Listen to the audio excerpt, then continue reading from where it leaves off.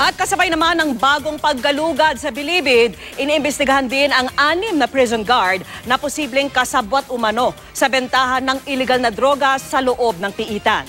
Pinag-aaralan din ang isang notebook na talaan naman daw ng mga transaksyon ng mga preso.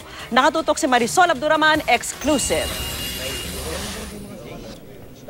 5 bulto ng shabu ang nakuha mula sa buy-bust operation na isinagawa sa loob mismo ng medium security compound ng New Bilibid Prison noong Huwebes.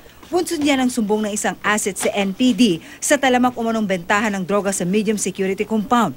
Kaya nagkasa sila ng operasyon sa pakikipagtulungan ng NBP at ng Bureau of Corrections. Ilang sachet pa ng shabu, pera at samo-saring kontrabando ang nasabat sa Oplan Galugad. Tukoy na ng PNP ang mga prison guard na kasabot umano sa bentahan ng iligal na droga. Pero hindi na muna sila pinangalanan ng Northern Police District na siyang nagsagawa ng buy-bust operation.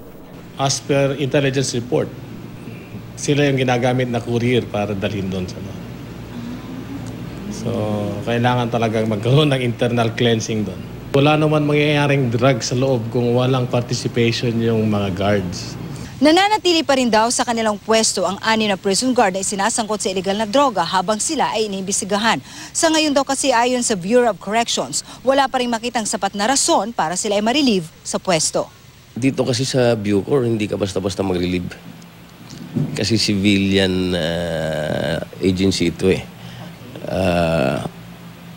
Kailangan matibay muna yung cause. Sabi ng Bucor na mayagpag ang bentahan ng droga sa medium security compound matapos magigpit sa maximum security compound kasunod ng pagtalaga ng Special Action Force o SAF sa kulungan. Lumipat daw yung operation doon. Doon na dinadala yung mga transactions.